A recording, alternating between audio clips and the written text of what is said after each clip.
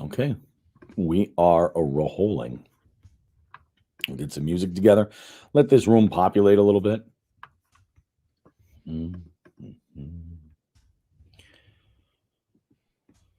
Oh, good Lord. Oh, you know what I was going to do real quick? Let's see if I can do it.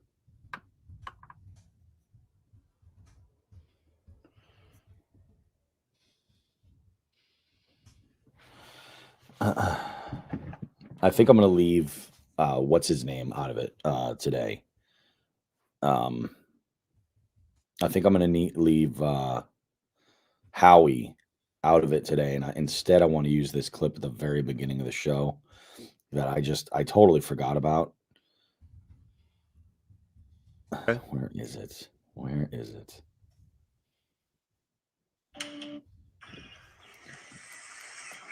Hey guys, you wanna go fishing? We'll go fishing, okay? I think I want to start using that for some random intros. Or when we're just talking about an absolute Guggen, that could be fun too. There we go. You know, I mean, it could be a good time. We got 5 people in here, guys. Go ahead in the comments and say hello. We're recording the show for this week, and we have a whole lot of this show this week that is pre-recorded. So we have an amazing interview. We actually have two great interviews that I think you'll really like. So go ahead, jump in the comments, say hello. We'll give you guys a shout out for watching. Let us know where you're at. If you don't regularly listen to Jigs and Bigs, tell us a little bit about yourselves. We'll jump in. We'll talk about who's in this little waiting room here. Where is the Jigs and Bigs open? There we go. All right, that's all we need for segment 1. That'll be fine. That'll be fine. Look at that. Holy shit. We got a lot of people in here. Well, having their coffee and staring at us. Coffee. Yeah, watching us as we record freaking podcast greatness. Product placement right there. Oh my goodness. All right. So we got a whole bunch of people in here. I'm gonna chime in and thank all of them. We got Oh my God. That's good. Nick, Gravy. Another Nick. We got 3 Nicks? Yeah. Holy shit. Only one roadkill, Nick. You guys should use the old Gravy. Paul. Oh my God. Gravy, when you say the old intro, are you talking about the one with the drag screaming on the reel, like the really old one? Like that old one? Brewing coffee. Nick is brewing coffee. Nick is a smart man. We calling Manscaped a partner? Mm-mm. What are they? Commercial advertiser. This is an ad. Okay, so I'm gonna leave that out of that because we're not gonna. Are we gonna go nuts? Yeah, we're not gonna talk about. Okay. Yeah, I mean, we'll talk about it in the show. I'm gonna play the spot in its entirety today. I hope everybody loves it. Yeah, that's perfect because we'll use that Manscaped spot in separating break 1 and 2. Okay, and we'll put our partners one right there next to it. Okay. So I got our weeks, and then what do you? I'm gonna put Alex. Huge guest interview. Oh, wait, 2. We have. Are we putting Frugget on this too? Yes, we are. We are putting Frugget on here.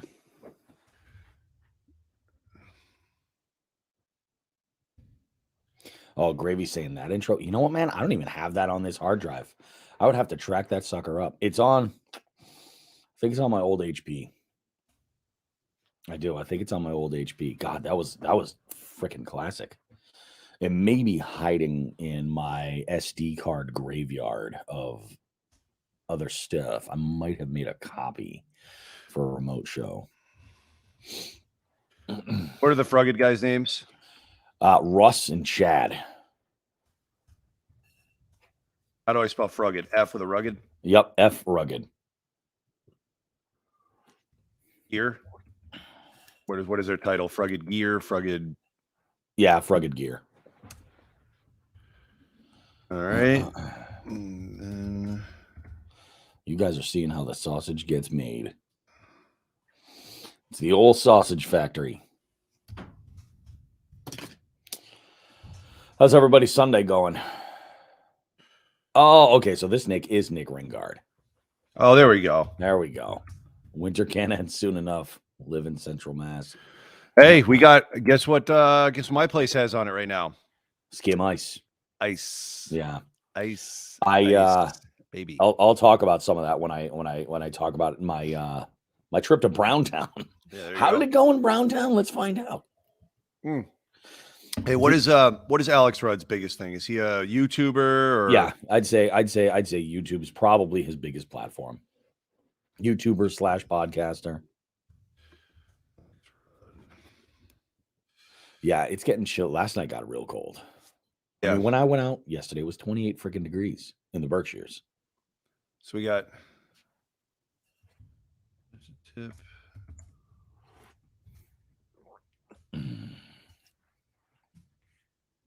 Yeah, so we're not going to do an FTG.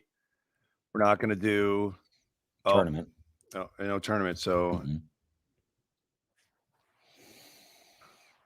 all right, I'm going to put this. We're talking inline spinners.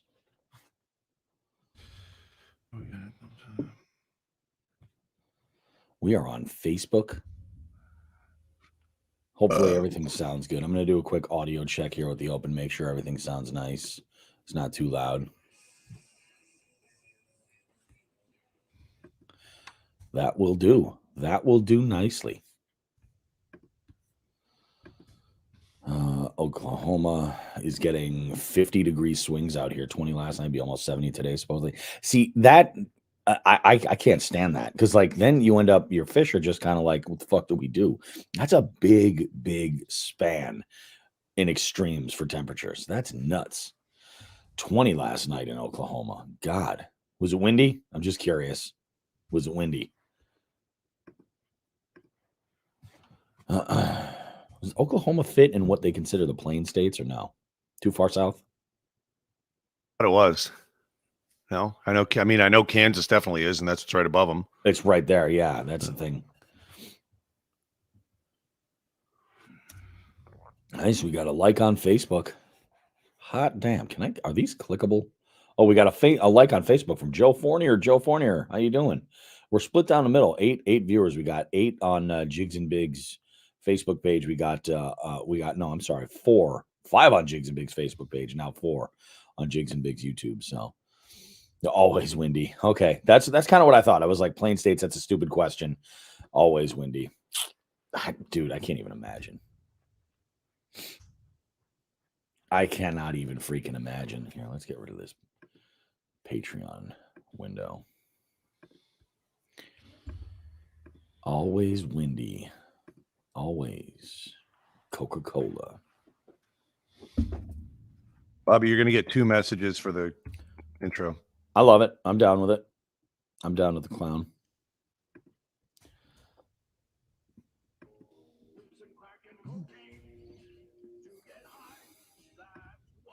Hey, whatever setting we had to adjust that makes you hear stuff. Yeah, I can't hear anything. I mean, I can barely hear it. You can barely hear it? Yep. All right, let's make sure that is all set on Zoom P4.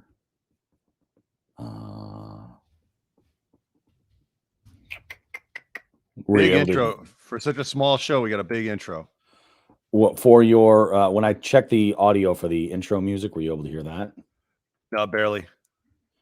Yeah, then I don't know what to tell you, man. That setting is checked. Oh, really? It's set the right way. Yeah. Huh. I think it's just the world that we live in. Oh, hold on. Let me double check this.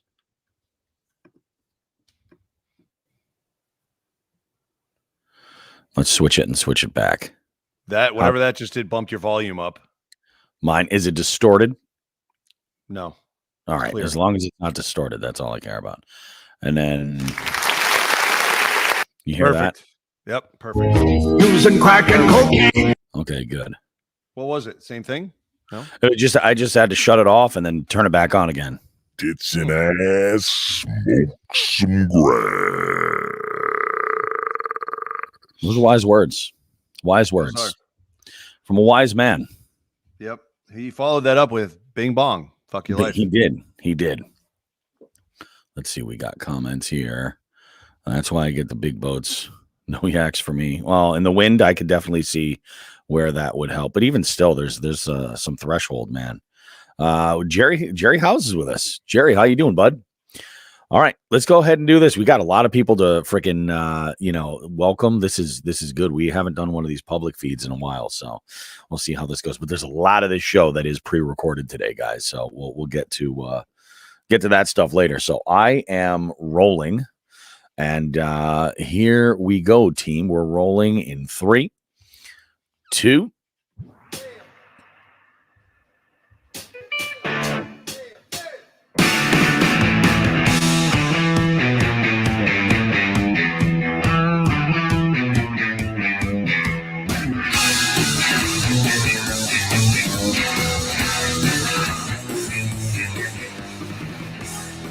Good morning and welcome to all the new ears getting their first Jigs and Bigs experience, or maybe just not. They're not that often Jigs and Bigs live experience. Anyway, today on the show, you guessed it, I went straight to Browntown while Sean continued his battle with Father Time, and we'll explain the details there. This is a good one. Just the tip today. We're going to follow up on that when we address being old farts and tailoring your outdoor activities as you age. And the bait of the week this week is a cold water multi-species favorite. It's the inline spinner. Finally, this week, we've got a double shot of interviews today. First up, we're going to talk with Russ and Chad from Frugged Gear, and then we're going to have a talk with YouTuber and podcaster Alex Rudd. Yes, Alex Rudd, the other big beard in fishing. Guys, we will see you in just a couple of minutes. Don't go too far. We got much more good stuff lined up, all kinds of good stuff for you. It's an early Sunday morning, guys. Grab yourself a cup of coffee. If you're watching this live, if you're enjoying the pre-show, grab something delicious to enjoy. We will see you guys in just a minute with more Jigs and Bigs goodness.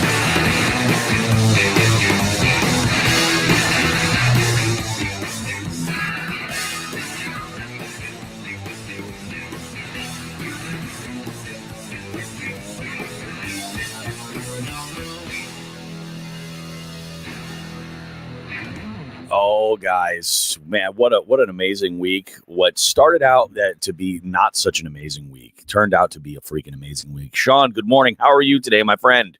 It's not an amazing week. We're going to I should say maybe I'm a bit biased. Maybe just a little bit. Screw your amazing week. It sucked. We'll talk about that more in a little bit. Yeah. I know you had a good week, though. That was I did. Good to see you getting out and into some really some extreme situations and doing well on the water, which is awesome. It's freaking I can't even explain the level of joy that flipped around yesterday. We're going to talk about all that stuff in a moment. Before we get to all that stuff and everything, I do want to give a big shout out to Berkshire Brett. Berkshire Brett, man. You want to talk about, like, when I talk about like networking and meeting new people through fishing and just this amazing community, that is an example of a connection and a friendship that I think has gone over. And it was awesome. We had such a great conversation. I wonder if his ears were ringing while I was at My Four Sons, getting some additional gear and some good advice from the locals. So we'll talk about that stuff coming up. But yeah, a lot of people had a lot of really nice things to say about Brett. He's a good dude. Anyway, before we talk about, because we're going to kick this off, Sean, with your week and all of the mids and lows that maybe have come your way. But before we do, I want to welcome, we're normally, when we record this show, for folks that don't know, we record every single show as a live stream, but it's an unlisted YouTube that is for our patrons only, our jig heads, as we like to call them. So the jig heads, they get a link every time we record the show, and it goes out to them. Well, this week, because we've got so much stuff that's pre-recorded that you're going to have to listen to the whole show when it's released on Tuesday to hear, like the interview with Alex, like the interview with Frugged, all that stuff is going to be on the regular show. So make sure to check that out. But we decided this morning that we were going to go live across not only our YouTube channel but our Facebook page as well. We've got tons of people in here watching this show right now. So far in the comments, it's been a story of the Nicks right now. We got Biggest Nick is one of our jig heads, Nick. We've also got Nick Ringard, who normally doesn't join us for the show recordings. He's on YouTube as well. And then we got Roadkill Nick with us. Roadkill Nick is from Illinois. And it's a treat when we get Roadkill Nick in here. He's an OG. He's been around for a really long time, as big as Nick is actually. Gravy Fishing is with us, of course. Gravy Fishing made a request he wanted us to use the OG Open. If I could track it down someday, I think I might. I think I might. But that messes a little bit with maybe when you do a Jigs and Bigs live, maybe we'll do that. That could be fun and interesting. Who else do we have in here? We've got the one and only Paul is with us. We've got Paul in the house, says hello. He's watching on Facebook. We also have I know we've got Jerry in here. Yep. A lot of back and forth. Jerry House. He says, "Oh, Jerry congratulating me on the brown trout. Nice." And I mean, it's just awesome. We got a bunch of people in here. Now we're up to 12 of you. So join in and enjoy the show. Let's review our weeks before we go any further with any of this stuff. Sean, tell me about your week. And I already know what happened, but I will tell you guys that you're going to love this. We recorded early morning last Sunday, I believe. Yep. Yeah, it was 9 a.m. Sunday morning. Yep. My day went on.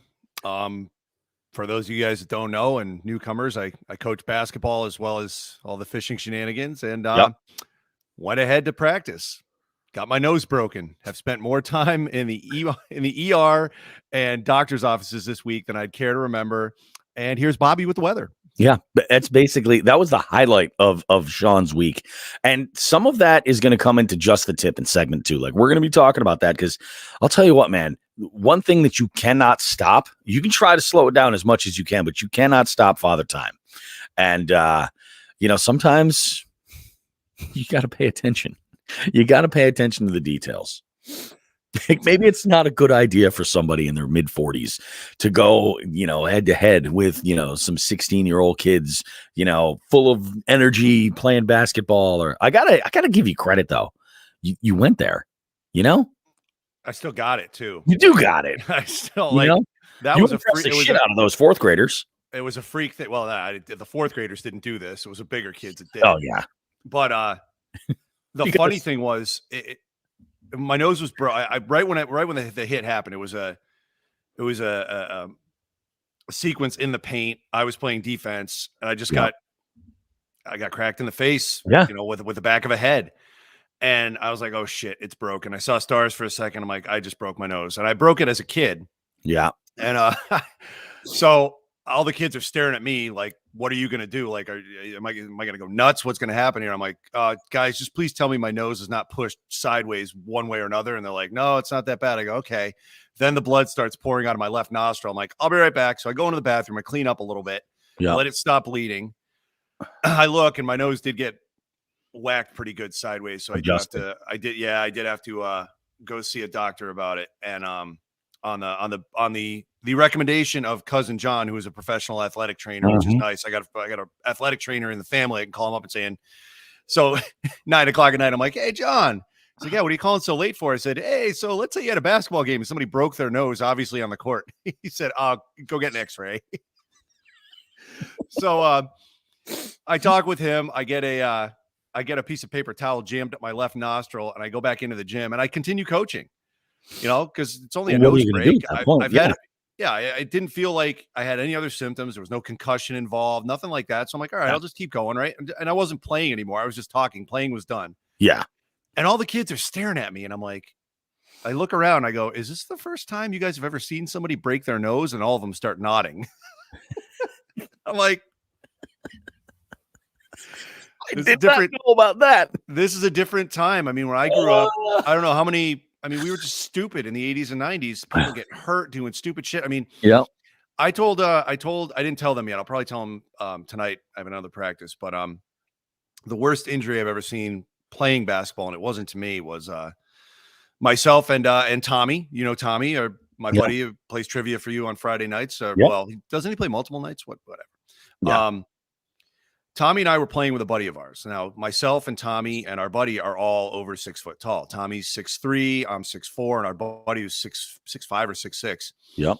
Our buddy was built a little more solidly. Tommy is still to this day a ball of muscle. The dude is, he's a powerhouse. At the time, I was not so heavy, and my jumping ability was a lot better. And our buddy just never was super athletic, either muscular or, functionally like that, right? Yep. But we were at a park right near our buddy's house, and we were just screwing around, shooting around, dunking, doing all this fun stuff. And our buddy was like, well, what do you guys do in a dunk? Like, both Tommy and I could dunk on this hoop. And he said, well, I don't jump off 1 foot like you do, Sean. And Tommy, you jump off 2 feet. I'll try that. So he got way too much momentum. And he jumped up. Yeah, this is awful. He back rimmed the dunk, but he held on with both hands to the rim, and his legs swung up behind the backboard. He didn't let go, thankfully. Then he held on, and his legs swung back the other way so that he was now parallel with the ground, face down. Then he let go. Oh, no. When he came down, he broke both his wrists, one at the wrist, one above it, about 2 inches. The 2 snaps I heard that day haunt me to this day. I believe it, man. Crack, crack, and then this horrible, horrific scream. And then he got up, and his arms were like this. And Tommy had the car between the two of us. I walked home. It was like 3 miles. I was like, fuck that. You bring him to the hospital. I'll just walk. Yeah, exactly. It was awful. So a broken nose at this point, shit happens. I mean, what are you gonna? I'm old. Holy shit. I'll tell you, one of the things specifically regarding basketball that I find absolutely gruesome are those slow-mo videos of ankle injuries. Dude, I sprained my ankles. Yeah. I tell doctors when I meet a new doctor, I get a new primary care physician or whatever, they say, what do you have a history of? And I always bring up, I'm like, look, just so you know, my ankles are so shot. They said, well, how many times have you sprained them? I said, honestly, I think somewhere between 50 and 75 times each. Between basketball and work. Oh yeah. The one of the worst sprains I had was I was working, and it was I used to work, as you and I have talked about, I used to work an outdoors electronic technician job. Yep. And there was some mowed grass that was over like divots or ruts from truck tires, right? Oh, of course, yeah. The grass was over that, and I didn't see it, and it had solidified. It was summer now, so it happened during the rain, and then or during wet ground, and I popped my ankle on that. When I did, I tore my meniscus in my left knee too. So like, that's really fucking bad. It was bad, yeah. And then I think a few weeks later, with the knee still not healed, I did it again in my yard. I had a soft spot that I hit and just boom went down. I'm like, oh shit, now I can't walk. Yep. Tall guys, man, the joints go first. I had something happen when I was actually on my way to fish one of my regular spots. I was with Paul, and I had all my gear on a backpack or in my sling bag, and then I was holding 4 or 5 rods, and I had a cup of coffee in my other hand, and I'm walking across this like little grassy area. And I just hit a spot where, the ground had dipped and the grass was mowed and it looked perfectly level. Stepped down in it, rolled my ankle, fell completely on my face, dropped all my gear. I can't believe I can get like a hook in my hand somehow for carrying my rods. I was floored. Dumped the biggest casualty. I dumped a cup of coffee. Ooh. And I needed that morning. I needed it. I was pissed. That shit sucks, man. It sucks when that kind of stuff happens. We got a couple more people jumping in here. We got Jerry Savely jumping in here, says good morning. We got Alec Plotnikevich. You guys might remember we had Alec on the show, and Alec actually he had overcome a little streak of, I don't know if it was necessarily skunk or small fish, but he got himself a nice slab this past week. He put on social media. Make sure to check that out. And then, of course, we got Jay Manning in the house. It says good morning, folks. How you doing, Jay? Always good to have you. You want to talk about Browntown? Yeah, let's get away from my injuries. Talk about Browntown. So before we get started here, a lot of people have said to me, I've gotten so many DMs, and they're like, Bobby, I don't think that you understand what Browntown means. No shit. It's called comedy, guys. I'm just setting you guys up for a laugh. So this week, I was trying to plan an outing for this weekend. There's two things I wanted to do tonight. I might complete part B of this. I wanted to get out and fish some new water. I wanted to get out and kind of do some adventuring and put, like a good chunk of time in the morning and catch some fish. The quest was there. And the second thing I wanted to do was, I guess part of that already kind of happened. I wanted to test like my layering system for this week or for this winter for the trips out. As far as layering, what my base layers were like, my mid layer, outer layers, everything else. Like, how is all this going to come into play into some of the coldest temps that we've seen so far this year? And I played around with that, so that was all good. The other thing I want to do is I want to give a test run to my camping gear to see what it's like sleeping in the 20s in my truck, how that's going to pan out, because I got some big stuff planned. So we'll see if I'm able to make that happen tonight. I would love to. I got to drop off some equipment, but next week's going to be insane. This week was filled with a lot of work, but in the background, I had a couple of probes out there just asking people questions like, hey, you want to get out and fish? You want to go out and do this, go out this place? Everything kind of seemed to get thwarted from one way or the other. Everybody had plans going on or something. And then I got a message from Berkshire Brett. Berkshire Brett says, hey, man, why don't you come up my neck of the woods? He's like, well, we'll get you on some big brown trout. He's like, possibly even some smallies and maybe even some pike. Who knows? So I said, I'm definitely game. Let's go ahead and do this, man. And it turned out he wasn't available to come out on I said, what day this weekend works better for you, Saturday or Sunday? And actually, we're going to push this recording till later in the afternoon today, if that was the situation. But Brett wasn't available. So I went out solo, and I went out Saturday morning, got up nice and early, grabbed a cup of coffee, got all layered up, jumped into the truck, and I set my destination to go up the shears and made it out to the first spot. Fished over at this one area. It's a small river, and I made one stop on the way. I did stop into My Four Sons Bait and Tackle, which, if you are in the market for like rooster tail style like inline spinners from a variety of brands, or if you need jerk baits, I cannot recommend, especially if you like Rapala jerk baits. I cannot recommend My Four Sons enough, because the selection's pretty damn good. And like the sign said open, I went and I go to open the door and it was locked. I hit the doorbell, and no sooner than I could even turn around, somebody was making their way over to let me in. It was awesome. But I got all geared up, made some small talk, hit the road, and reloaded them with Jigs and Big stickers while I was there. Because why not? Why not spread the goodness? I had them with me, so I reloaded them with Jigs and Big stickers while I was there. Then I go over and I hit spot number one. Spot number one was a little bit more shallow than I think I was expecting, and it was a little bit of a hairy kind of the spot where I fished specifically. There was some riprap rock that I wanted to work my way up against, and it was a little bit of a balancing act. And for a guy of my stature, that is hilarious. So just take that with a grain of salt. Fish that spot for about an hour or so, no bites or anything. Still, like, shockingly, I'm throwing in shallow water. I'm throwing jerk baits. I'm throwing a Ned rig, obviously. I'm throwing inline spinners. I'm throwing spoons. And I didn't get hung up on anything. Like, I might have gotten hung up, but I didn't lose any baits. That was pretty amazing. So I go over to spot number two, and when I get to spot number two, that one took a little bit of creativity there, because there was a little bit of an area. There was a tiny spot where they were able to park and to kind of hike in a little ways.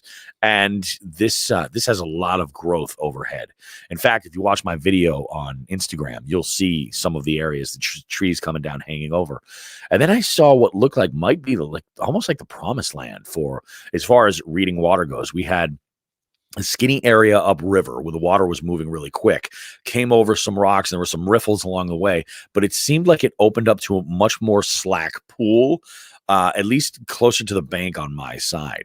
So, but to access this was like either trick shot level casting, like where I would have to bounce this lure off of like all kinds of hanging shit, or I would have to kind of travel through the woods and follow a small creek that leads into this river and kind of work my way over to this small point. I managed to do it, worked out great.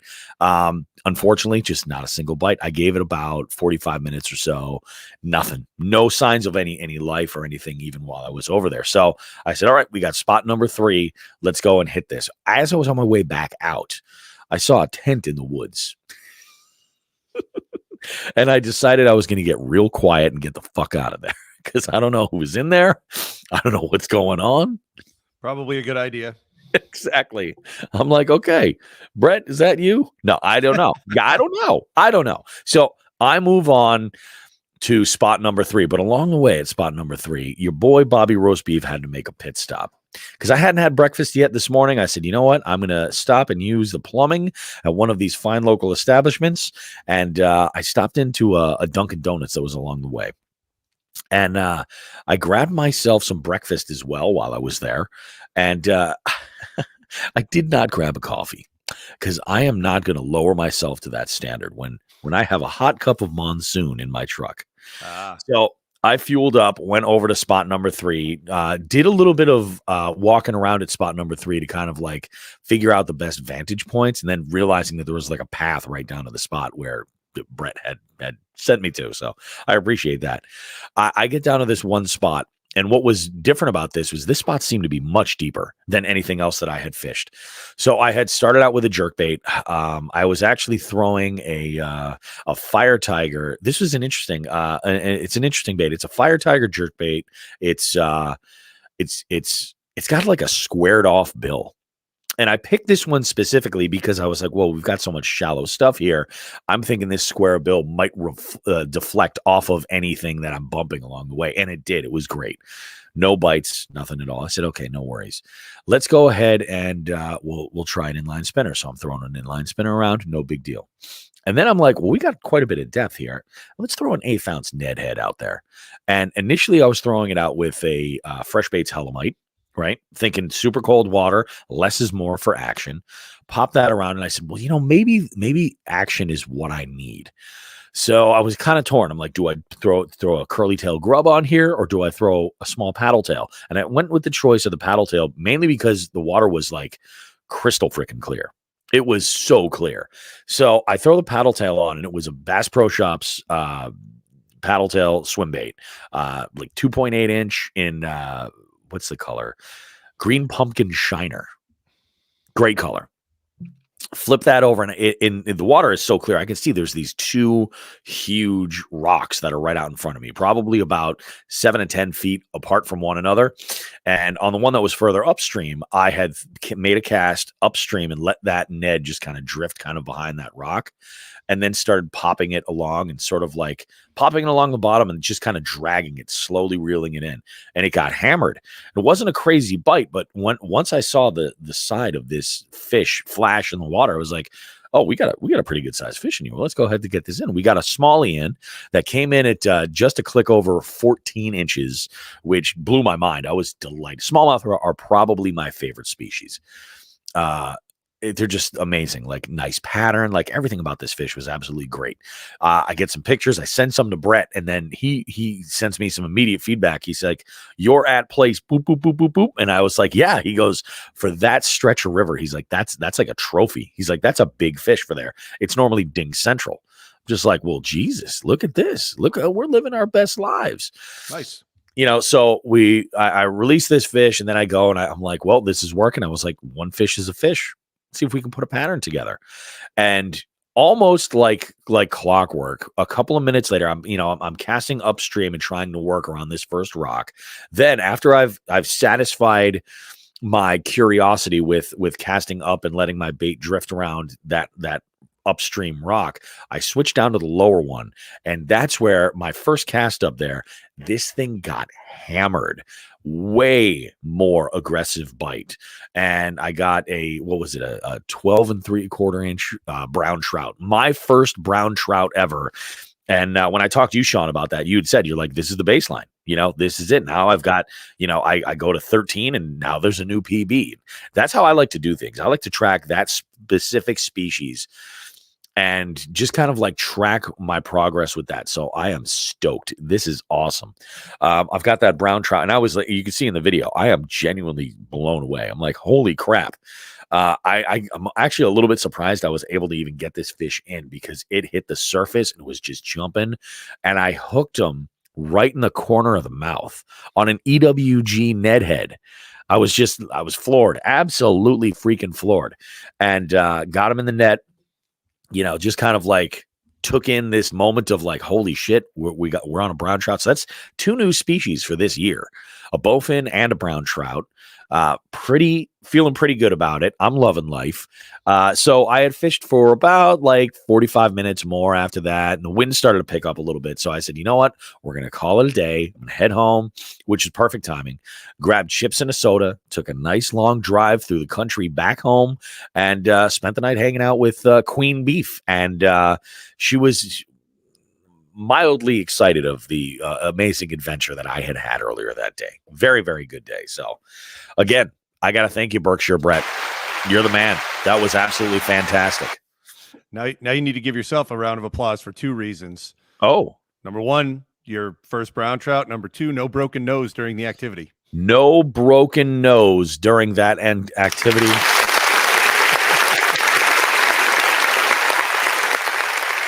Yeah, that's true.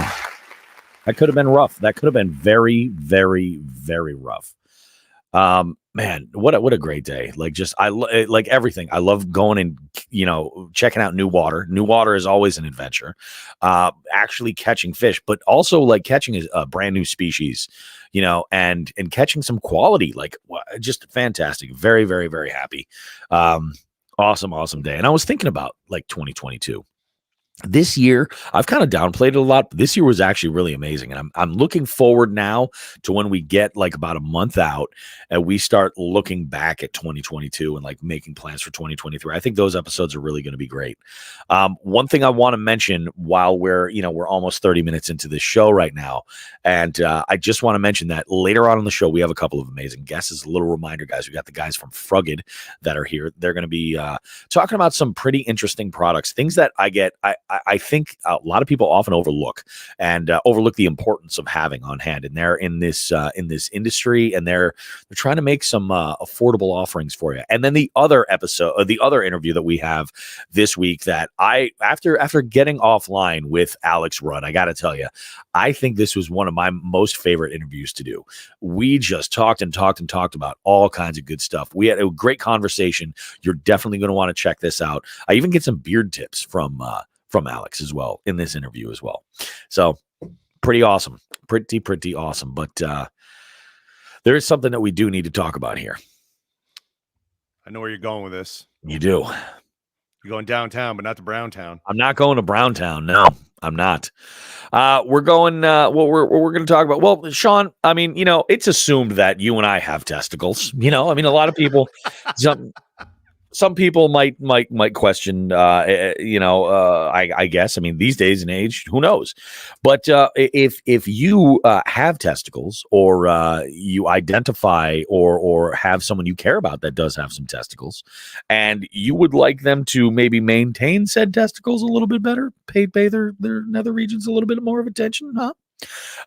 We can help you out, because we have we were recently in contact with a great company called Manscaped, and Manscaped had reached out and said to us, they said that we love the show. We would love to work with you guys and do like a little partnership and see how a show of your size can do with an ad campaign with us. So we opened up a 30-day special. Now, this actually went live on November the 17th. Manscaped has given us a promo code so that you can score yourself free shipping and a 20% off savings your entire order over at manscaped.com. You just got to use the code Jigs and Bigs. Now, I'm going to tell you this. They sent me some copy to put together for a commercial spot. And it was not after I interviewed Alex. It was right before I had gone and interviewed Chad and Russ from go frugged. They had, I recorded a commercial spot. There's like 3 minutes of copy here. It's a long, long spot, but I added some Bobby roast beefisms, or I at least tried to. So I think you'll find it very entertaining. So when we go to break before our next segment, you guys are going to hear about that, more details about things that they offer. But I've used some of their products because they were amazing enough to send Sean and I each a platinum package and a t-shirt, but they also sent over one of their, I think probably one of their most unique products, which is the Weed Whacker. I'll be digging in on that Weed Whacker, or the Weed Whacker will be digging in on me. I got to tell you, man, I immediately seeing the Weed Whacker, I said, oh, really? Let's go charge this and try it right now. The Weed Whacker is a nose and ear hair trimmer. And I cannot tell you how important nose and ear hair it can be. At least if you're married to a woman like my wife, she will remind you every time you get in the car that you have disgraced her by having ear hair or nose hair. And I'll tell you what, guys, if you're like me and you're bald, you shave your head, it's even worse. It is even worse because it sticks out even that much further. It sucks. We'd like to welcome all the new listeners to this episode, the geriatric fishing show. Just to play along with that, right? Now, over the years, I have taken to I have to keep my eyebrows done.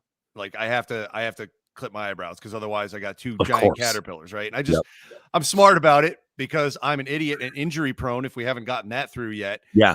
I bought a pair of kitty scissors and I just cut them and the hell with it, right? That's it. Good. I don't have giant woolly bear caterpillars growing above my eyes. Well, what I don't do, and I always forget, is when I go get my hair cut, I've been going to the same place to get my hair cut. Same woman's been cutting my hair for 15 years now. Yep.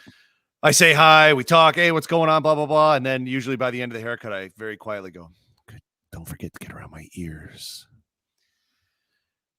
Because I now am old enough to have hair coming out of my ears. I break down, I got hair coming out of my ears. So I have to get it cut. So yeah, that Weed Whacker looks pretty good. So I can handle that myself now because it really does suck with, bending your ear out and trying to straight razor. You know what I mean? It's just, yeah, it's not fun. It's not fun. No. I go pretty bougie. Like my barber is amazing. Emily at Parlor Faded, the East Side Barberess. She is amazing. But she'll do my eyebrows great. In fact, here's the thing with my eyebrows. My wife, whom I love so much, she likes to pair my. I guess she likes to pull the claim that if there's a Muppet I look like, it's the Eagle. Sam the Eagle. And I'm not against that. I'm okay with that. I accept it for what it is. But I'll tell you, that Weed Whacker, as soon as I put a charge on that sucker, and then that was the first thing I used. I was just like, boom, let's do this. Fantastic. I'm excited to try all of their other products as well. And we're going to get you guys some information. It might end up being a little TMI. Who knows? But it should be good. And if you want to save some money on an order for yourself, or if you would like to use this as an opportunity to do some gift giving, you can give some folks in your life that could use a little bit of help in the manscaping world. You can save 20% and get free shipping with the code JIGSandBIGS at manscaped.com. So figured we should talk about that. You might have to scramble, folks, with the offer coming up in a minute. You'll be able to hear that. We might have to scramble, but how thankful are the person or people that see you intimately in your birthday suit going to be this weekend when you've been manscaped? Yeah. Manscape it.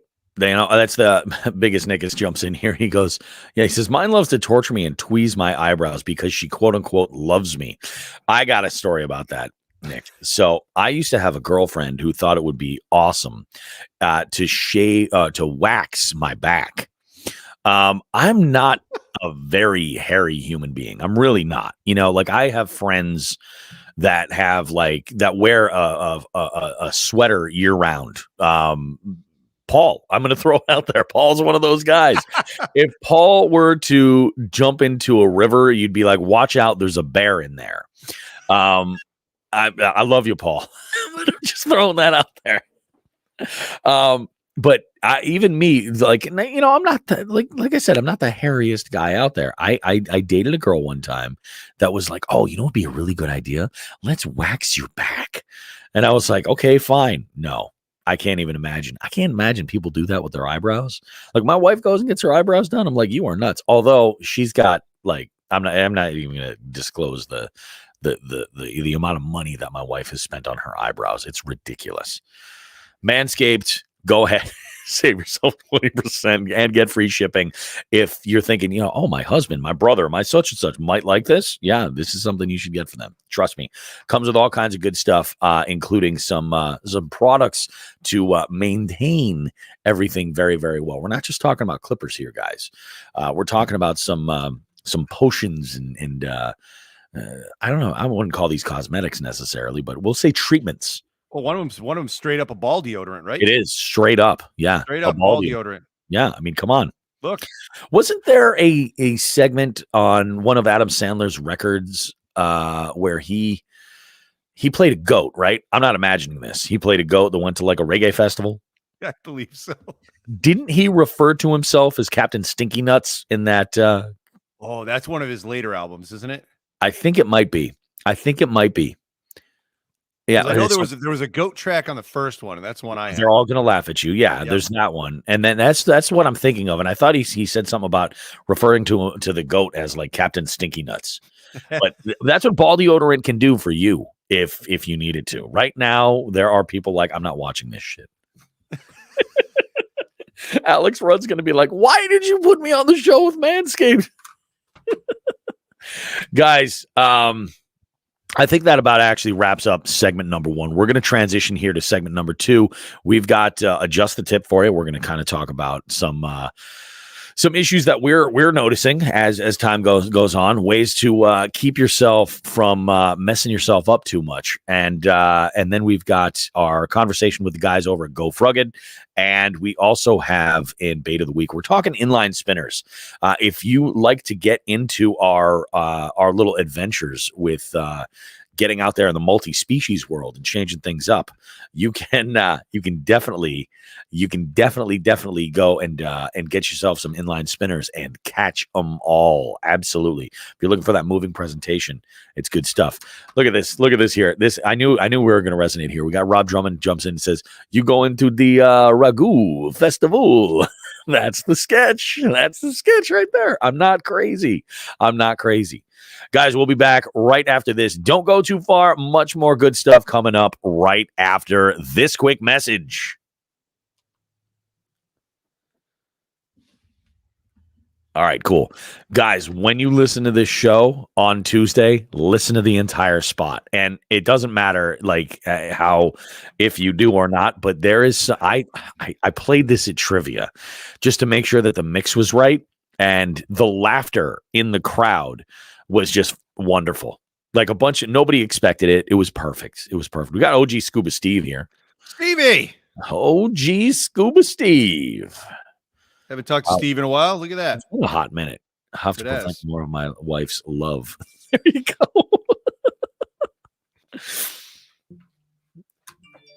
go. Yeah, Peggy, we're really live right now. We are live right now. Let's go ahead and shift gears to segment number 2, guys. Segment number 2, we got just the tip. We don't have an FTG. We do have a bait of the week. There we go. So what we're going to do here, Sean, is in segment 2, when we throw to the Frugged segment, I'm just going to throw to it. We'll stop. Then I'll count down, and then we'll go to bait of the week. Okay. Yep. All right, cool. We are rolling. Oh, when I recorded with the guys in Frugged, I didn't hit record initially. Oh. We had to go back and start it all over again. Luckily, it was right in the intro. I caught it soon. What's up? So, Lauren, throw up a quick 1 or 2 sentences on the Lauren and I talked the other day. The benefit for the calendar. So Bobby, you remember that Lauren was involved in the KFL Beards of the KFL calendar. Oh yeah, that's right. So it's for charity. It's for a veterans charity. Yeah. Oh, gotcha. I'm speaking very good English right now, Lauren. So just fire it up there for me real quick, and I'll read from it. Real brief. I'll just, because I know what the calendar is, and I'm going to make a Nate Shagnon comment is where this is going. There is a payoff to this, Bobby. Nice. Yeah. Nice. So, yep, Lauren, we'll wait on you, and whenever you get it to us, even if it goes up to segment 3, I'll make sure I drop it. Sweet. I think we are ready. We're rolling. We got 3, 2. Bobby and Sean now have a special presentation for us all. They'd like to give everyone just the tip. Well, guys, there is one thing that exists that, try as hard as we might, we cannot just defeat the effects that Father Time has on us. Like, we're all getting a little bit older.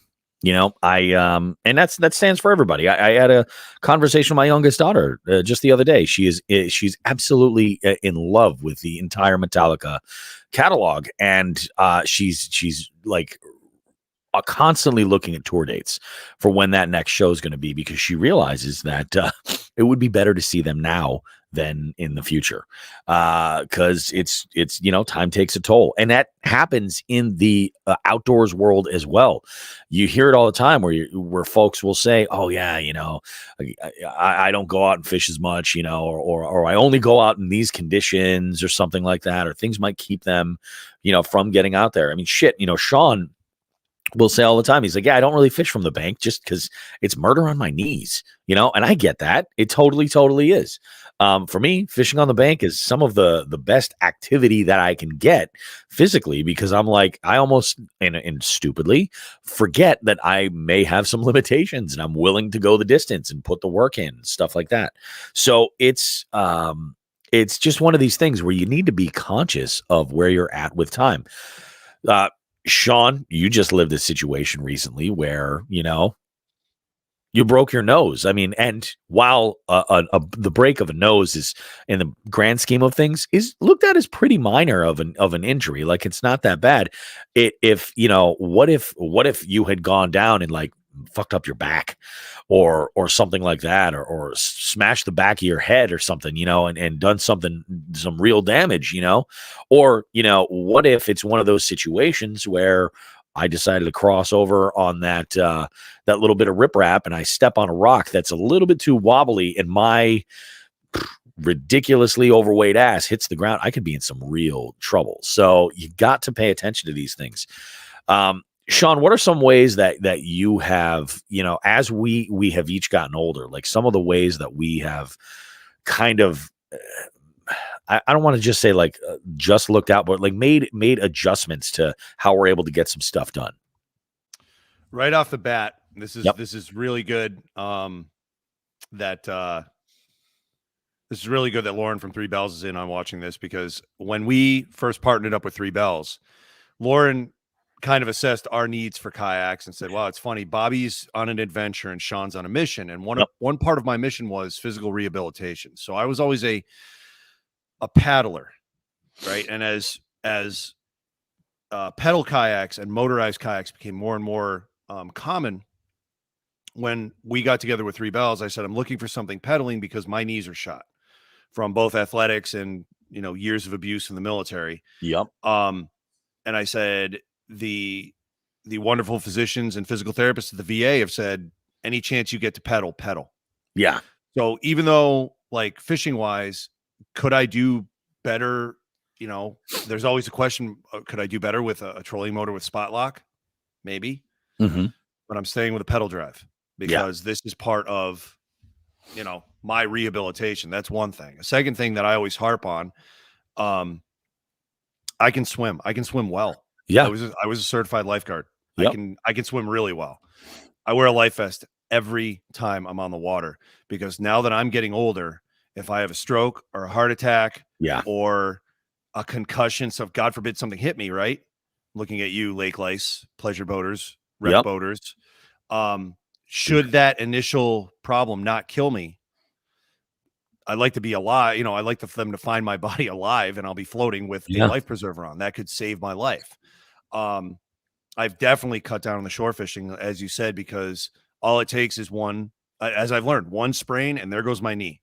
Yep. Like I don't want to risk that anymore. So my shore fishing at the most, actually any fishing where I'm standing up is limited to, and this is going to sound bizarre, but I use spikes, ice fishing. That's the only time I'm not in a kayak that I prefer, or in a big boat. Yeah.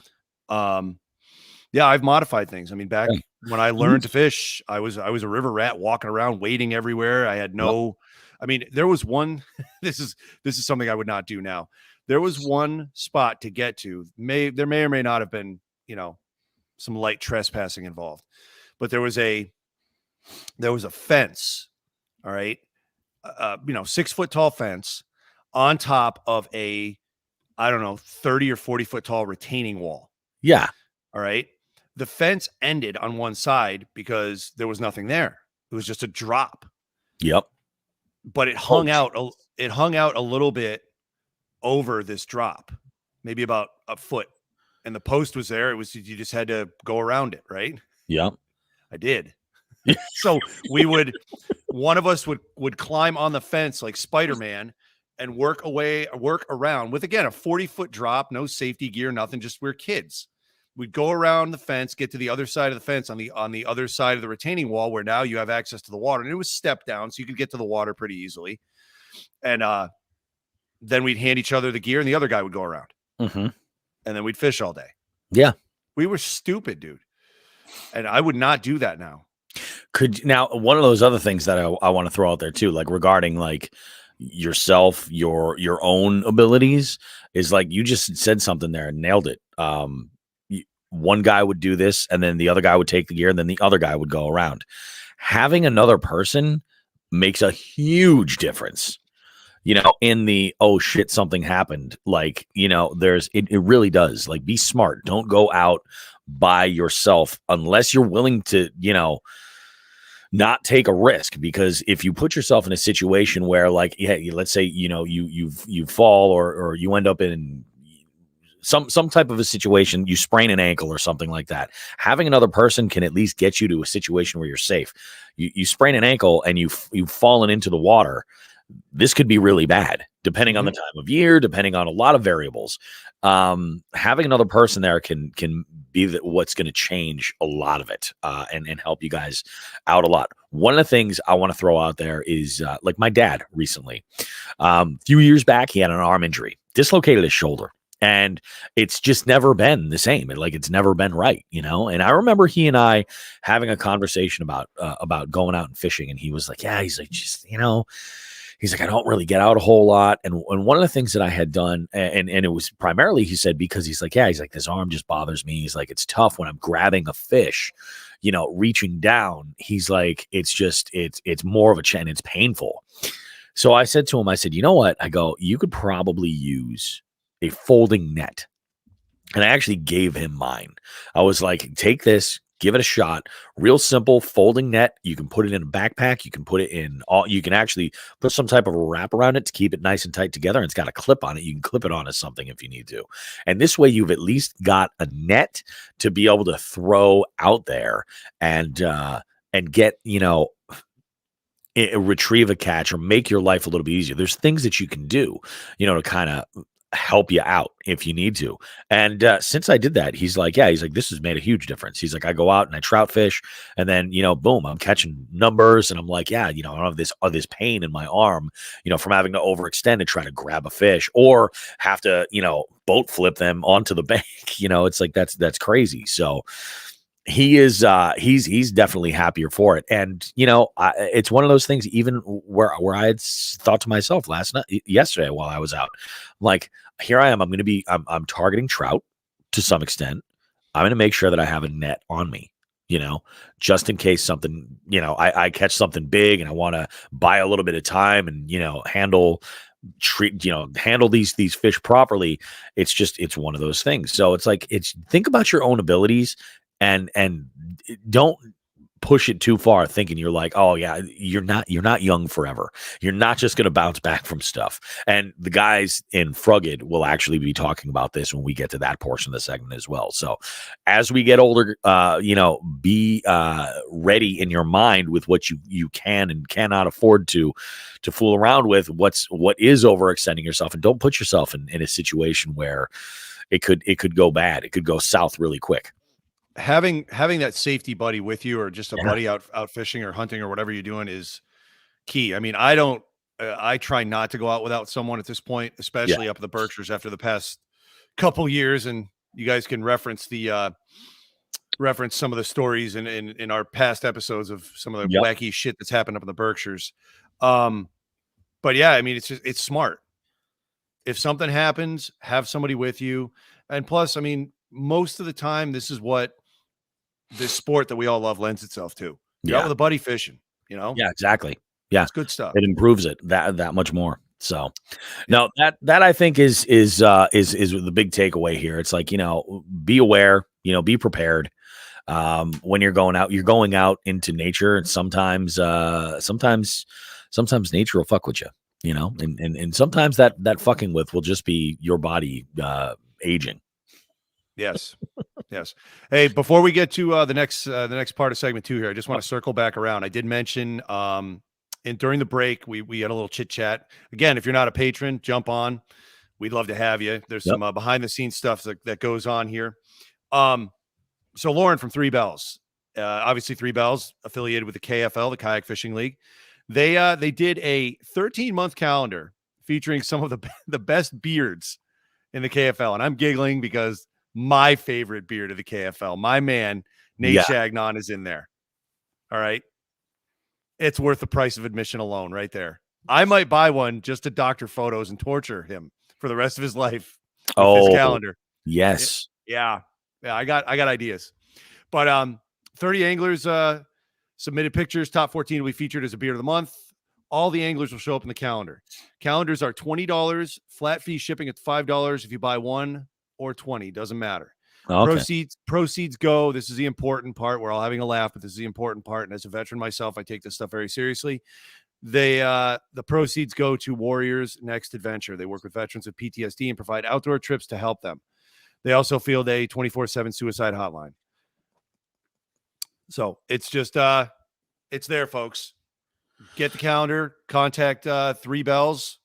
All right, that's Bells with 2 E's, like Southern Belle. For all you new listeners, check them out.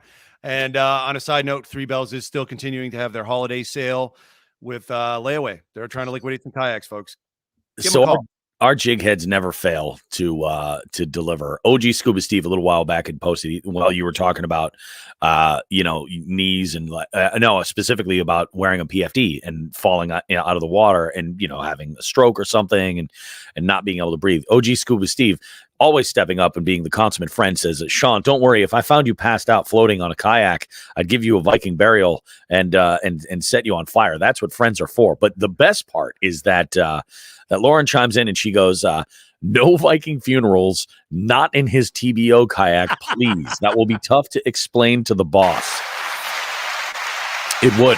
Now, it certainly would. Vikings were given their funeral burnings, right? Their immolation with their weapon of choice on their chest. They were set aflame with their weapons, right? Yep. That's the tradition. Yeah. Is a manscaped weed whacker going to be placed on my chest? This man, and when I'm because obviously I will be doing the eulogy, I'll be like, this man never had a rogue nose hair. Never had a rogue nose hair. He would not turn up a nose hair in his life over anything.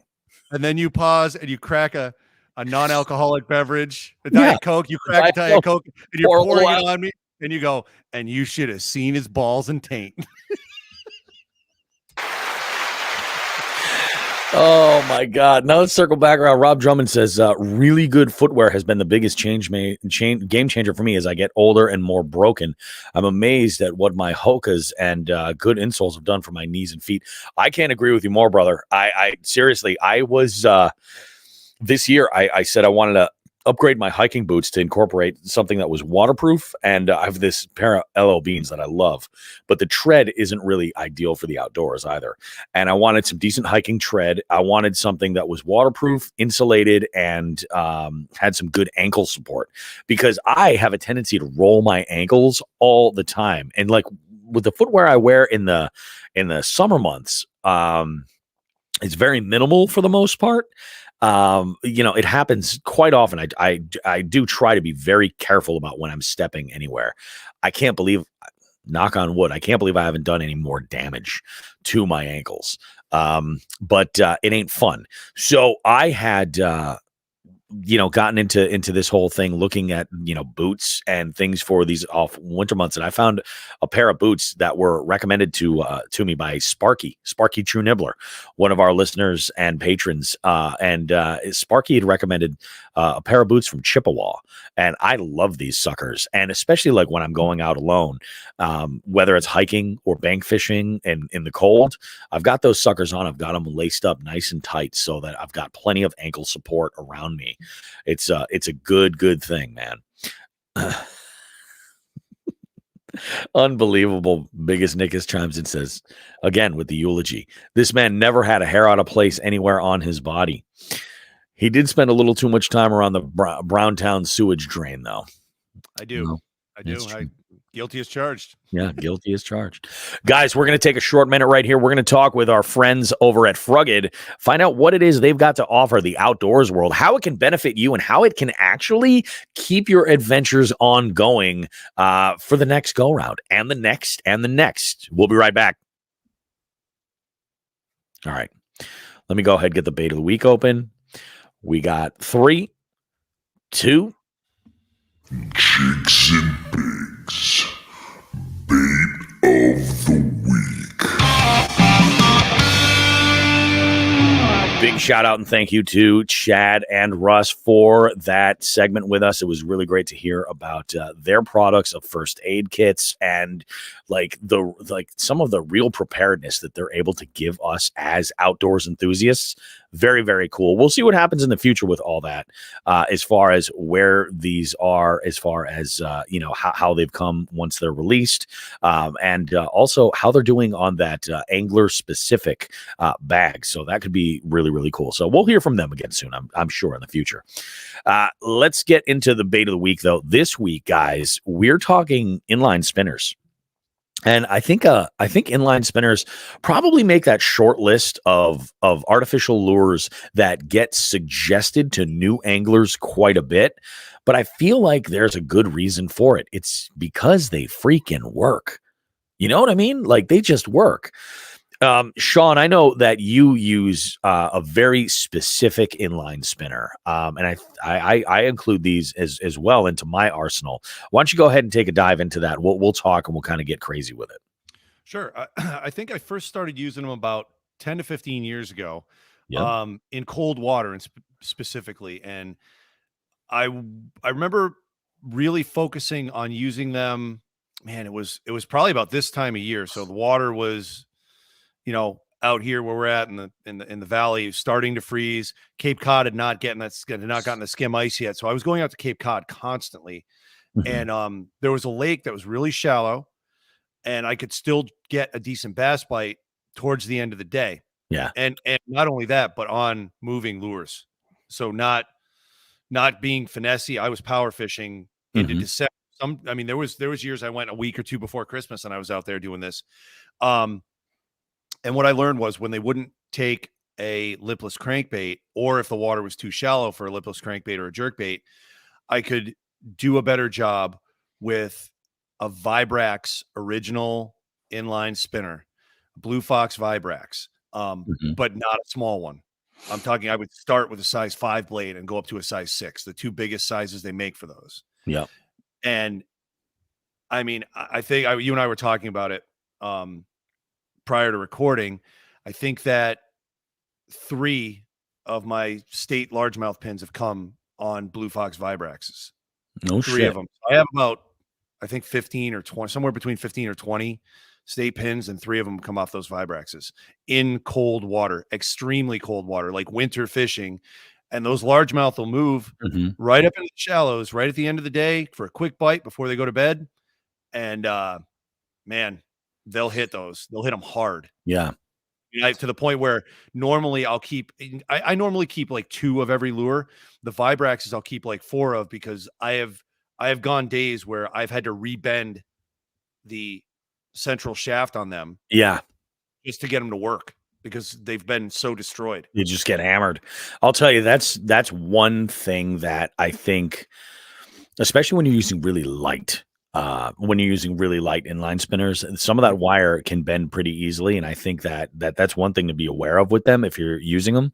I My experience with inline spinners goes back to trout fishing with really small rooster tails, really small. I mean, we're talking 1/16 of an inch, eighth of an inch, eighth of an ounce. Really, really, really small. One of my favorites was just a black inline spinner with a copper blade. In fact, I caught my first ever smallmouth on an artificial on one of those super tiny black cocktail spinners, and they just freaking nailed it. This was back in, this must have been like 2013. And I was fishing the Connecticut River, and I was throwing around like a super, super light. It was like a 16th ounce, I think, and on an ultralight. And I caught a sizable slab on this sucker. And I'm just like, holy crap, this thing is out of this world. But I would start using them for trout for the most part. This is one of those baits that like I said, when I first got my start fishing, my father and I would trout fish all the time. And quite often I would throw a inline spinner and throw that while we had whatever bottom baits, salmon eggs, night crawlers, mealworms, whatever, out, sitting. I would throw to give me something active to do. I would throw one of these inline spinners.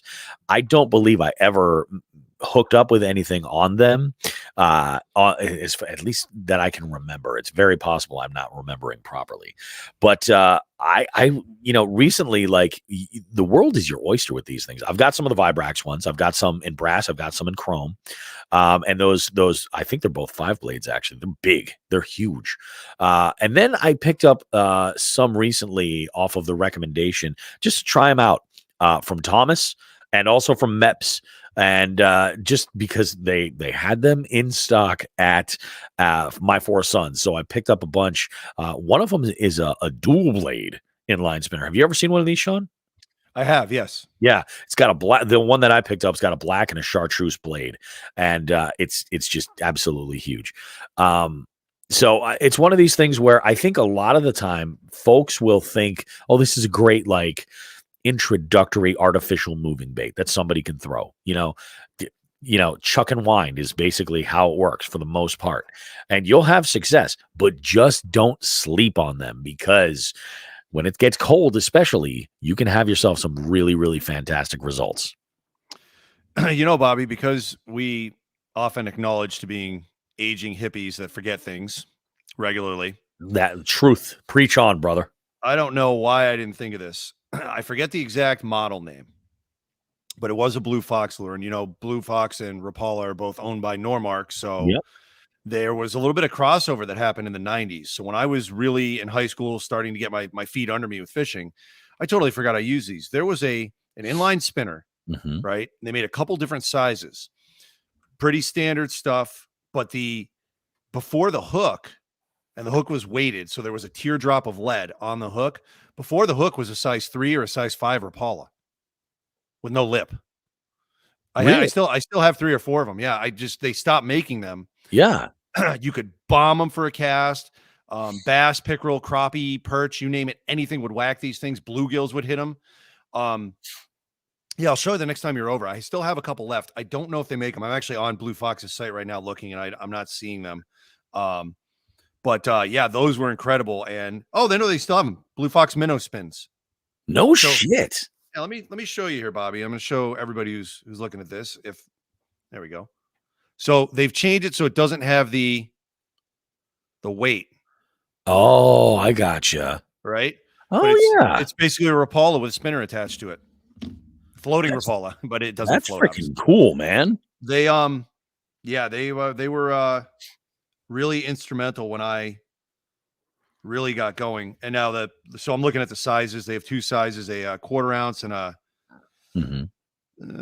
quarter ounce for the size 2 blade, and a come on.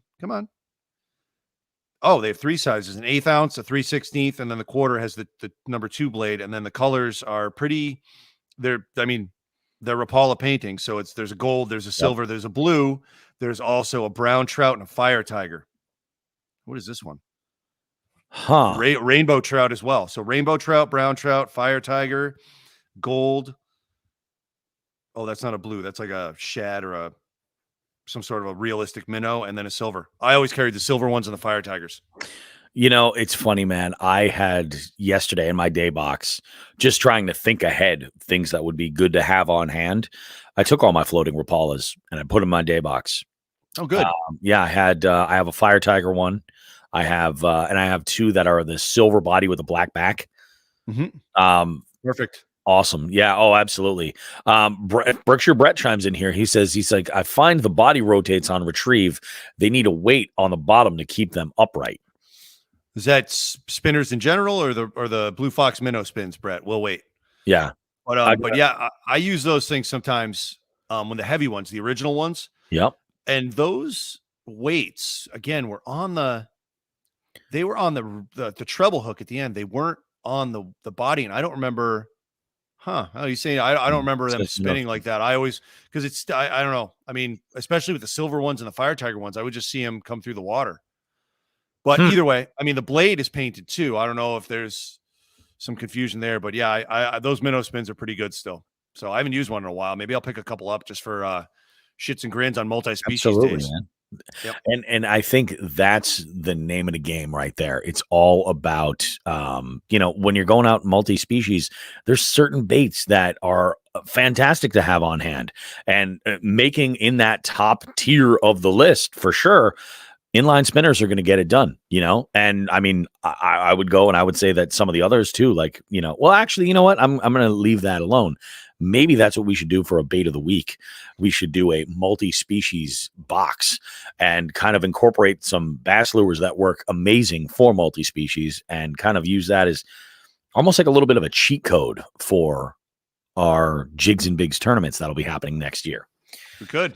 I think that could be a lot of fun. I love it. Let's go ahead, guys, and we'll put a pin in segment number 2 right now. When we come back, circle back around, we have a guest that I have been looking forward to having for so long. Guys, up next, we have the one and only Alex Rudd joining us. We talk all kinds of good stuff. You're not going to want to miss it, guys. We will be back right after this. Segment 3. Beautiful, man. Shit is coming together. Yep. That's what I thought. All that pre-recording you did kicked ass, man. Nice. Friggin' we're gonna be done by 10:45. Oh, I know. It's crazy. I asked my wife, I was like, I'm parked behind you. You need me to move the truck? She's like, I don't have to leave until 1. I was like, we're gonna be done way before that. I'm like, so much of this show is already done. And this is what I'd love to do. I'd love to do at least one major guest and then just be able to keep this nice and tight. Yep. Cool. All right, guys. We got a bunch of new people jumping in here. Thank you for joining us on the live stream, everyone. We appreciate you guys. We got a lot of names and comments are going all over the place. So I'm gonna skip over just talking, calling out every single one of them. But we're gonna jump to our next segment. Segment number 3 this is the tail end of the show. Sean, do you have a preference in song that we go out on tonight, or on today's show? Is there anything with you know what? Hold on. Let me think. Dude, yeah, I got a good one. Ready? You got a good one? Hit me with some funny shit. Pantera, I'm Broken. I'm Broken? Oh, dude, yes. Okay, done deal. Let's do it. That's even freaking better, man. Do we want to do, which version do we want? We'll do the original version. Yeah, we'll do the original one. I love it.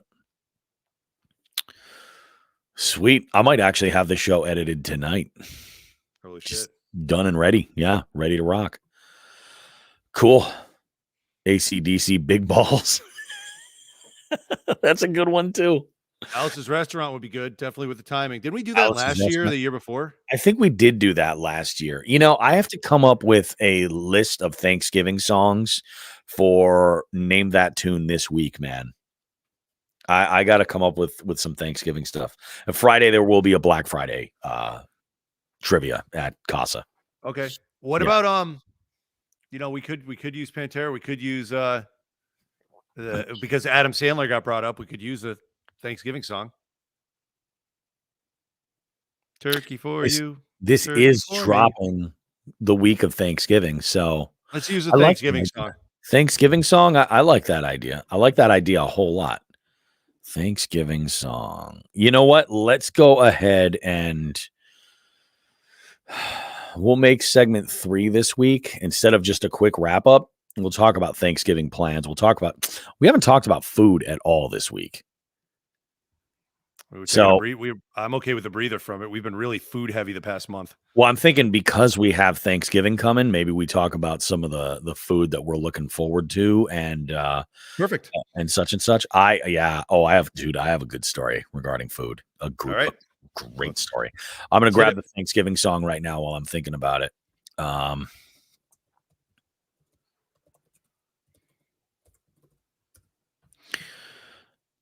Thanksgiving song. Oh, Mary Chapin Carpenter. That's not what we want. They're all going to laugh at you. Yeah. What a great album. Like, what a great freaking album. What, Mary Chapin or Adam Sandler? Adam Sandler. Where is the goat? Lunch Lady Land. Fatty McGee. Toll Booth Willie. Toll Booth Willie, just classic and local. And local, yeah, it's true. Welcome to Worcester, $1.25, Pop. We'll see. So tell me a little bit more about your background. My father's a fucking asshole, man. See, your feelings of rebellion are not unusual at your age, son. My mother's a piece of shit, too. What? Why? All right. We're children. Guys, I apologize. We're fucking children. The early 90s was a different alternate reality. It really was, man. We got Jay and Silent Bob Quick Stop song. Yeah, that there's going to be a reel coming with that. That's coming soon. Patrick Martin says, ha ha ha, no food. Biggest nigga says, I like severe beatings. Those are awful too. Those are freaking terrible. Speaking of food, I have 6 pounds of jerky meat in the dehydrator right now. I am jealous, Nelson. Oh man, I freaking love it. Let's go ahead and do it, guys. We'll go ahead. We'll grab that last deal, and well, I thought you knew me. That's what we need. All right, we're rolling, guys. In 3, 2.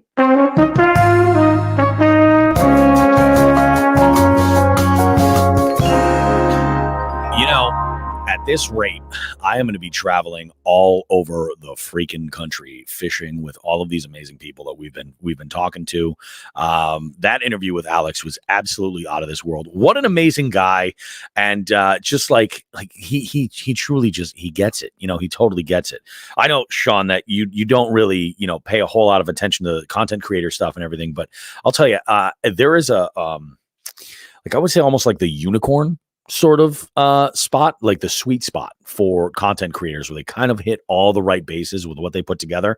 And I think Alex is among that circle. Like, he does really, really fantastic stuff. So, if you miss fishing and you're just like, I've had too much basketball, let me live vicariously through I recommend checking out some of Alex's stuff. Few more broken bones and I'll be on the couch long enough to do so. It could be happening. It could be happening. Guys, what an amazing, amazing show. Thank you to everybody who has, been listening recently and reaching out and, engaging with us. It's absolutely awesome. We appreciate every single one of you guys. The more of these shows that we can put together, we're able to pre-record some significant segments. We're probably going to do some of these live streams that will be public where we can get some new folks in here. But if you like this, if you're just like, oh, I could get into watching this show show with these morons and commenting and engaging with them, there is a good way for you to do that every single week, regardless of what we have going on. And you can actually be a good part of the show. And that is just by becoming a jighead. How the hell do you become a jighead? It's simple. All you've got to do is go to jigsandbigs.com. There's a little button on our main page that says become a patron. All you have to do is go over to our Patreon and sign up. It's a $5 membership. It gets you a lot of really great stuff. First, it gets you the access to these live streams that happen every single week. We go and produce the show. You guys get kind of to have a hand and a voice in putting this together. But the second thing about this is that it gets you some significant discounts. When we work with our partners that provide us promo codes and things, we're always looking for how we can benefit our jig heads just a little extra amount. So it might be early access to a promo code. It might be a separate promo code exclusively for a bigger discount.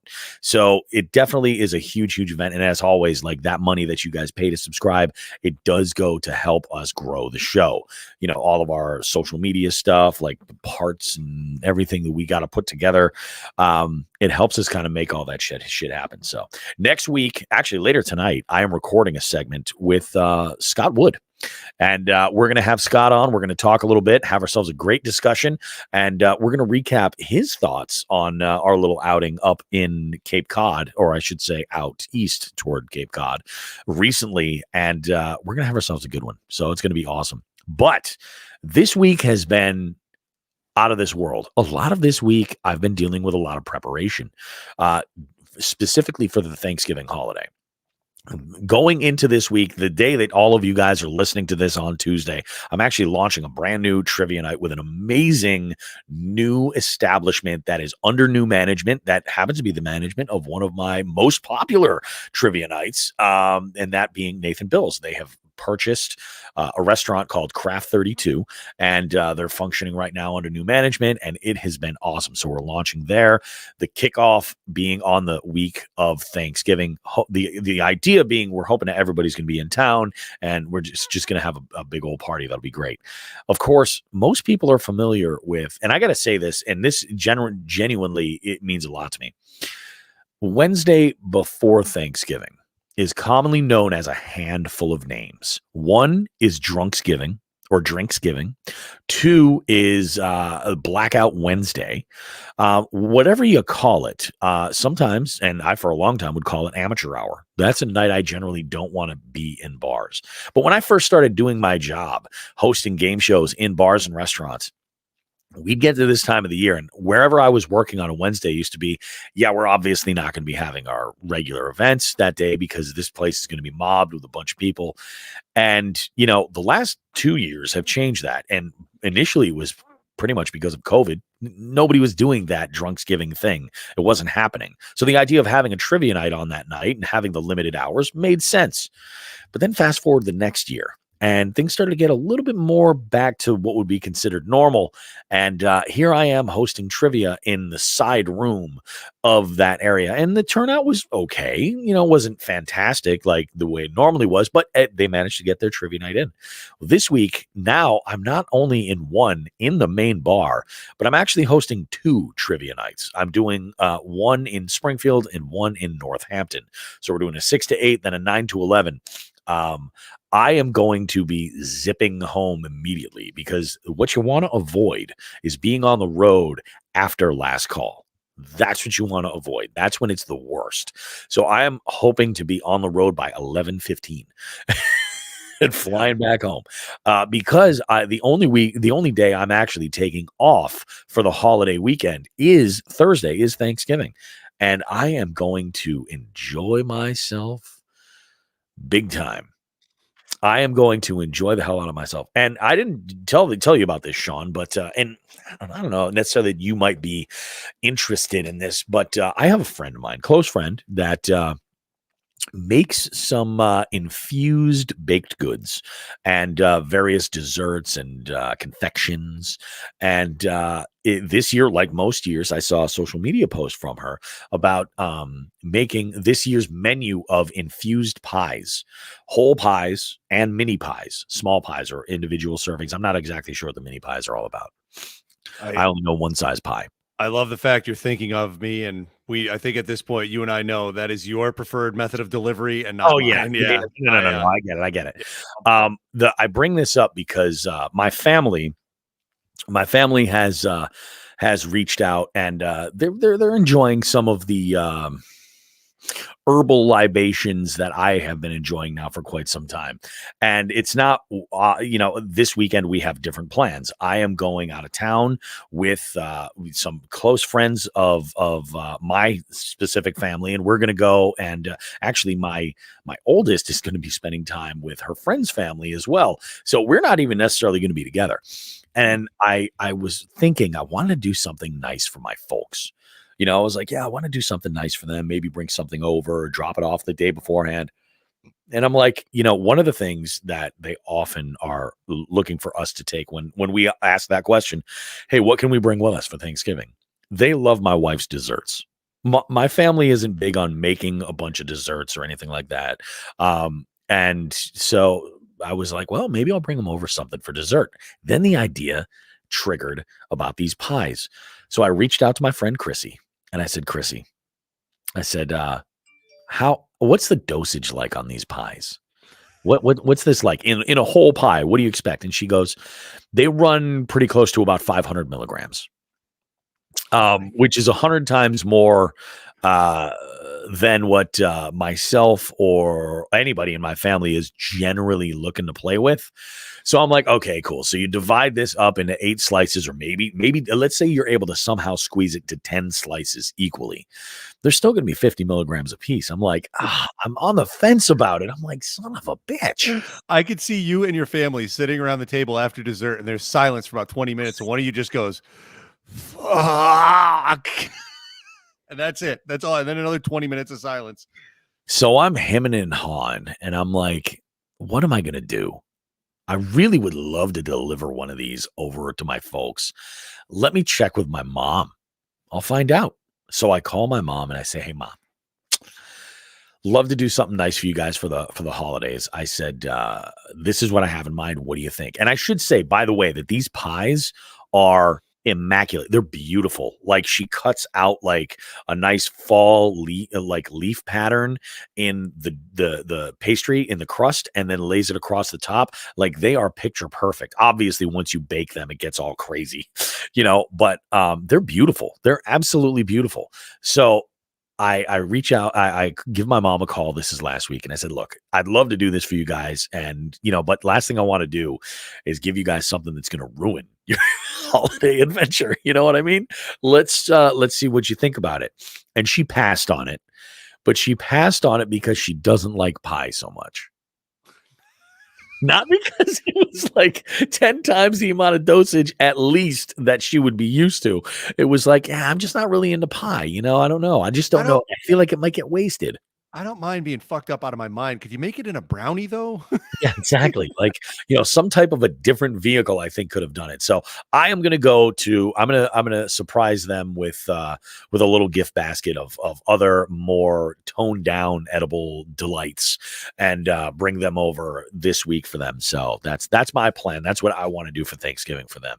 But I'll tell you right now, there's 2 words that are buzzing in my head that I want to incorporate with my Thanksgiving spread as much as I can. And that's hot honey. Yeah, it's a trend now, huh? Yeah, it is, man. Hot honey is good stuff. I want to do a roasted Brussels sprouts with either bacon or maybe like smoked ham hocks, actually, and drizzle them in hot honey. I think that'll be out of this world. There's so much I want to do. You know what I've really switched over to the past couple of years when I do my mashed potatoes. So instead of like a garlic mashed potatoes or your traditional mashed potatoes, I do a Parmesan garlic mashed potatoes. Yeah. I actually take a whole canister of, what is it? Not powdered, not shredded, grated Parmesan cheese. Grated. Thank you. Yes. God, it's too early in the morning. Grated Parmesan cheese. And I just throw it right in there with the garlic and everything. And it's phenomenal. And I let it burn a little bit, just a hair. You know what you would love this. You would love this. So get yourself a wedge at like Stop and Shop or whatever of actual real Parmigiano Reggiano. Okay. take that son of a bitch and actually do yourself a favor. Get 2. And this is why I suggest this. Take one of them and grate the shit out of it. Like the entire thing, grate it all down, and then add that to your mix. Number one, the flavor will be out of this world. The other one, though, and I think you'll like this, get a cookie sheet, right? Or even better, line it with like either like parchment paper or even aluminum foil. If you use foil or something, spray a little cooking spray on it or something. And then grate that other wedge of Parmesan and make little piles, like 6 or 8 of them on that sheet. And then just throw them in the oven and then make Parmesan crisps out of them. Ooh. Shatter them. And then sprinkle them on top. Ooh, that sounds like a good idea. Yeah, out of this world, dude. Out of this world. I just want to let you know, I started laughing there as you were doing your food description. You realize you immortalized yourself on Facebook with this live stream because this is how you told me how to grate cheese.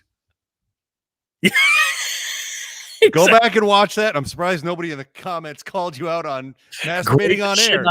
Simulating masturbation on air while grating cheese. Thanks, Bobby. My Thanksgiving's ruined now.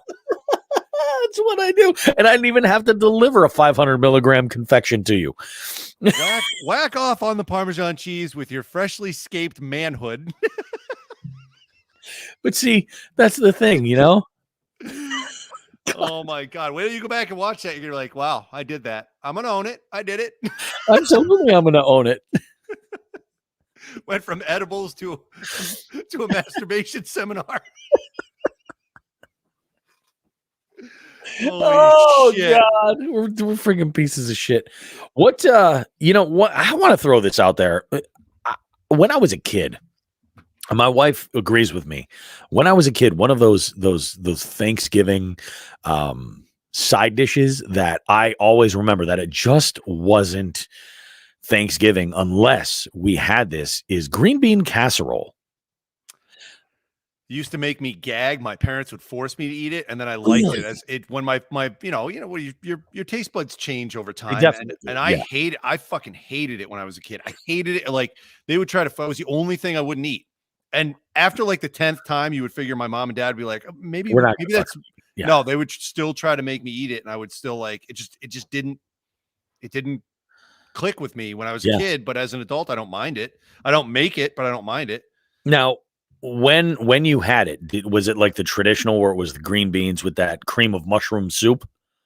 Yes. And that might've been the problem. And then on top of it was, the crumbled onion things. French fried onions. The best part. So now this leads, I'll go ahead first, and then I want to find out what you do, but I'm going to tell you what I do for sides. So I do my Parmesan garlic potatoes, right? Yep. I'm going to do some carrots, going to do some corn, right? The carrots will probably have brown sugar on them. That's kind of a staple. You got to do the brown sugar. Candied carrots, yummy. I'm going to do some macaroni and cheese on the side just because why not? I mean, it is gluttony day. Let's do this right. Yeah. Stuffing, of course, gravy. What am I missing? I think that's it. So 6 sides plus the turkey. I think we'll be all right. What do you guys do? We do it varies. So we usually always do, we have the turkey, we have cranberry sauce, we have cranberry sauce. How could I forget that? Oh, you got cranberry sauce is a must, especially in this house. Mm-hmm. We do usually like some type of a roasted vegetable. So it'll either be like a mix of, roasted squashes, or we'll do roasted carrots, or lots of times roasted Brussels sprouts lately. That's been super popular. I love roasted Brussels sprouts, but there'll be some type of a roasted vegetable. We'll do mac and cheese. Normally doesn't make the bill. We'll do that green bean casserole. For a long time, and depending on where we were doing Thanksgiving, we would have like a bread stuffing, like a traditional stuffing, and then we would have like a meat stuffing, which was a little bit different. Then we would do what the hell else do we do? While you're thinking of that, you know what dropped off my menu just because it took so long to prepare? What's that? Not like turkey length of preparation, but I used to do a wild rice pork sausage stuffing. Oh God. It was so with cranberries in it. Oh, like dried cranberries. It was so good, but we just stopped making it. Yeah. I don't know why. It just took a while. Yet, there was a lot of components going on with that was sucking up time from other things. We just said, fuck it, we'll go with the macaroni and cheese in the crock pot, which now I made a twist last time because I was lazy. I'll be doing it going forward. Instead of measuring out the paprika, I'm throwing handfuls at it because it came out with this super smoky flavor the last time I did it. And I'm like, oh, I went way overboard with the paprika and it was a home run. You know what I mean? Yeah. Oh. I was lazy. I'm like, fuck this, fuck that. I'm throwing shit at it. I'm not measuring anything. I don't measure shit when I cook. The only thing I measure for is when I'm baking. That's it. I do with the crock pot macaroni. I got to be a little careful with certain things, but now I know I don't have to be careful with the paprika. Fuck that. It's game on. Let it freaking fly. Let it fly. I do. Do you prefer to stuff the bird or do you go completely unstuffed? Unstuffed. See, they recommend cooking it unstuffed. And I remember I was just watching something last night with my wife. I think we were actually watching like some compilation video of Martha Stewart Thanksgiving recipes. It was an interesting night last night. Yeah. Yeah. Did you guys get at those pies? Is that what happened? not the pies per se, but there was some refreshment of some type happening. So we watched this video, and Martha Stewart's showing the traditional way to make a turkey stuffed with that, and they recommend everywhere not to do it that way to run the risk of undercooking, and having contamination that way. I got to tell you, I think my favorite way to do a turkey is to part it out. Okay. You know what I mean? Part it out, lay it down, do a really good roast with it. And it's cute to see like that whole turkey, that bird on Thanksgiving. But I think, man, you cut the legs off, you cut the wings off, you cut the breast, and you could even butterfly the breast if you need to and do it that way. I think you get just such a much better product that way. It's just better in the end. And doesn't take up all that much room in your oven that way too. You could do multiple birds easily in one oven, or you could do a side dish in there as well if you need to. So I think for me, that's like my favorite way to do it. But now we're only having, us four and then my buddy and his family, and that's their four. So 8 of us together, we're only getting like a 15-pound bird. We're not even getting a big one. Yeah. That's the way to do it. We got to get that today, actually. So we're backed up on that. Too many doctor's appointments this week. Haven't gotten a bird. Too many freaking doctor's appointments. Too many take this broken nose is like the freaking theme song. God. I would have asked you to pick one up, but you were delivering all these cheese grating lessons at the home. Exactly. This is how you get the good. You need the good Parmigiano Reggiano. That's what you need. Yeah, real salty. What's the secret ingredient? Oh right. No! All right. Yeah, nobody wants that, guys. Extra way. We're going to wrap this sucker up. What an amazing show. Thank you to everybody that joined us during the recording. Obviously, this was a whole lot of fun. If you want to continue getting on board with all this, please do at jigsandbigs.com. Become a jighead. That would be awesome. Remember, it is a limited sort of situation because we only have so many seats there that we're allowing in there right now. We've got some room, plenty of room for anybody who wants to join us, but it would be absolutely awesome. Have yourselves a happy Thanksgiving. It is getting cold. That skim ice is happening. When I was out in the Berkshires on my way up, we had snow on the sides of the road. It was kind of crazy. And then I saw that some of these small ponds I went by up that way already have skim ice. I'm sure later in the day it's disappearing, but man, it is going to make fishing slow. But do yourself a favor, get out there and keep that adventure going. Don't overdo it. Be aware of what you can and cannot handle. And we will see you guys with more Jigs and Bigs goodness post Thanksgiving. Not too soon. Not too far away. What the hell am I even talking about? Guys, like we always say, have yourselves a great one. Take good care, and we'll see you. Hold on a second.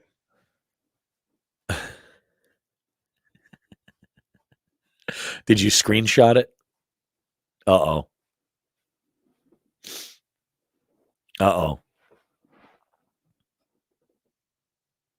What am I waiting for?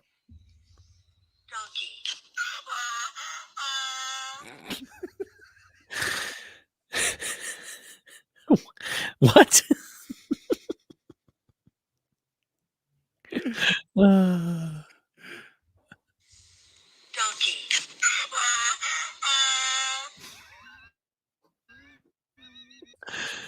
Donkey? I will send that to you right now. Yeah, send it to me. Go ahead. Hold on.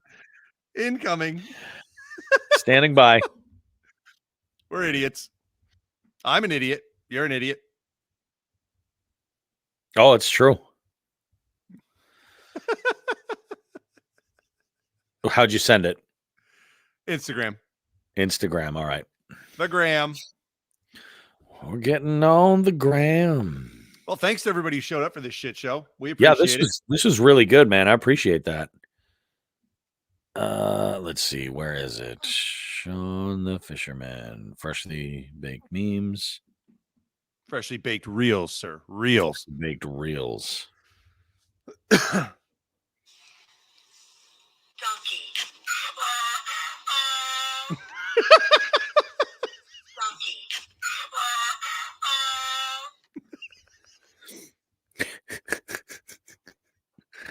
That might end up being a buzzer for trivia. I think so. That might end up being a buzzer for trivia. That's I might use it. Oh, how did trivia go this week? On Friday? Yeah. Friday was quiet. I think we had the Hendos, we had the Cinnamon Rim Jobs, and those three teams. Cinnamon Rim Jobs. I'm forgetting the other team name. Christopher Walken and the Electric Mayhem. And then who else played? Oh, Katie from Clorox Bleach played. And but there were other people that were eating in there when I first got there, and I played the commercial. I'm going to just for you guys, just because I love you, I am going to play this now for you. Yeah, we got out of soccer after 7. I didn't even get home till 7:30. I was like, fuck. All right, I'm going to go ahead and play this sucker. Here we go.